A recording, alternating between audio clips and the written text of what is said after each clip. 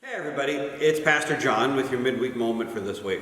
Last week I gave you a little bit of a book review in the Midweek Moment. I talked about a book called Dear Mr. Brown. And I discovered something interesting after I did the Midweek Moment. I got an email from John Strobel who informed me that that book is available online for free. So if you would like to read that book, when I send out this week's Midweek Moment, I'll actually send out a couple of links that you can follow if you want to download a copy of that book for yourself. And this week, I actually want to do another little book review. It's the book that we're reading for book group this month. It's a book called Walking Through the Bible, a journey through the 5 books of Moses, written by a guy named Bruce Feller. He's an American Jewish journalist. And he took the idea into his head for a variety of reasons to explore all of the places in the Middle East that are associated with the 5 books of Moses. That's the Pentateuch, the first 5 books of the Bible, the books of Genesis, Exodus, Leviticus, Numbers, and Deuteronomy. And this book, Walking Through the Bible, is sort of the story of his travels. And he travels all over the place. He goes to Syria, he goes to Turkey, he goes to Israel, of course, all over Israel. He goes to Egypt. He goes all over the place, sort of following the journeys of the patriarchs of Abraham, Isaac, and Jacob, and then the stories of their descendants. As they go down to Egypt and become slaves, and then the Exodus and all those years wandering in the Promised Land. And the book is a really interesting book on a number of levels. I'd recommend you read it if you get the chance. Excuse me. One of the things that I found interesting about it is that over in the Middle East, they have a completely different conception of old than we do. Around here we say our church is old because it's about 280 years old. Well, over in the Holy Land, you're not old until you're at least 2,000 years old. Because it's amazing that so many of the places that are mentioned in those 5 books, in Exodus and Leviticus and Numbers and Genesis, are places that Bruce Feller actually visits. They're places that still exist. These are cities and towns and villages that have existed for thousands and thousands of years. That's, like I said, that's one of the things that struck me is that, when you're in the Middle East and you talk about old, you're talking about old. And you're also talking about the persistence of memory. All of the people that Bruce Feller meets as he travels through these places, as he goes, as it says in the Bible, as he travels from Dan to Beersheba, are all people who have memories of the land. They're all people who feel a powerful connection to the land, to their city, to their village, to their town. And what's interesting about it is a lot of the people he meets who have this powerful connection to the land actually weren't born in the land. He meets a lot of people, since this is Israel, he meets a lot of people who are Jewish immigrants from other places, from the United States and from the United Kingdom, who even though they were born in, New York or on Long Island or Chicago, wherever it was, even though they were born thousands of miles away from Israel, still feel this profound connection to the land where they live. It's the sort of thing that you really don't experience in a place as transitory as the United States is. In a lot of places in the United States, you've got a lot of towns who are filled with people who are basically on their way to somebody else, to someplace else.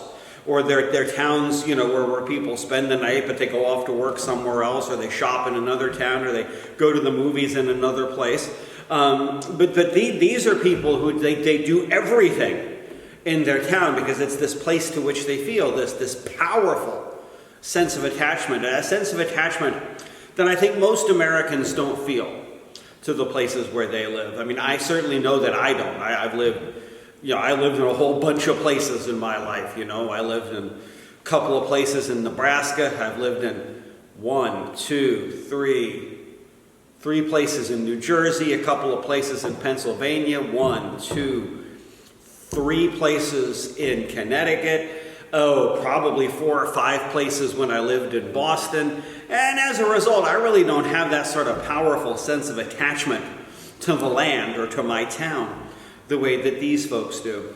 And the other thing that this book drives home is sort of the reality of conflict in the Middle East, because there are lots of places that Feller visits that he can only visit with an armed escort.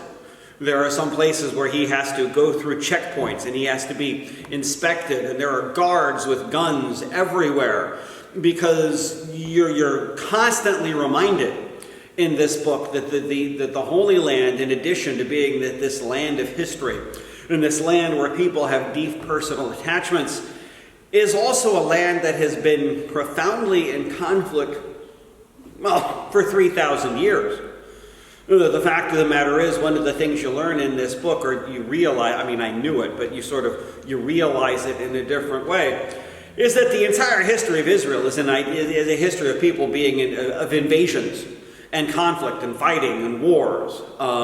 There are always the Syrians who are coming in from the north. There are the Egyptians who are coming in from the south. Today it's the Israelis and the Palestinians. But that history of conflict is another thing about this area that goes back for thousands, and goes back really to the very beginning of the biblical story. Which I think it teaches you something, or suggests something about the nature of conflict. We like to think that conflict is sort of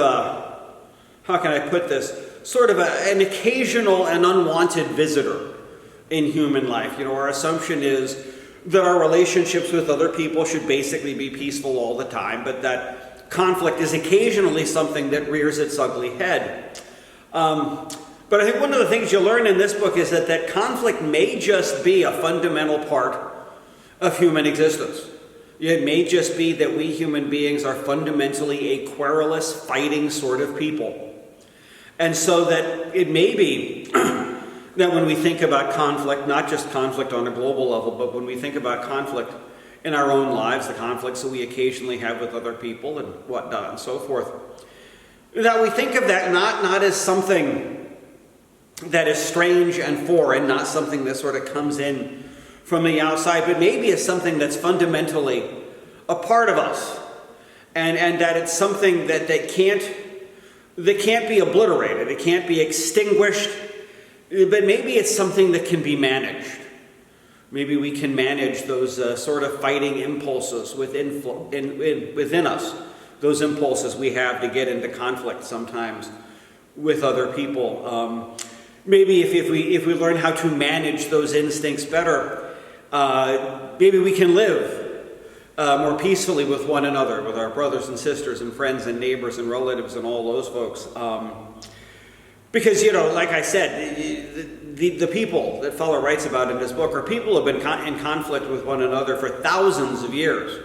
There are people whose grandparents and great-grandparents and uncles and aunts were in conflict with other people, and that's I don't think that's really a good way to live.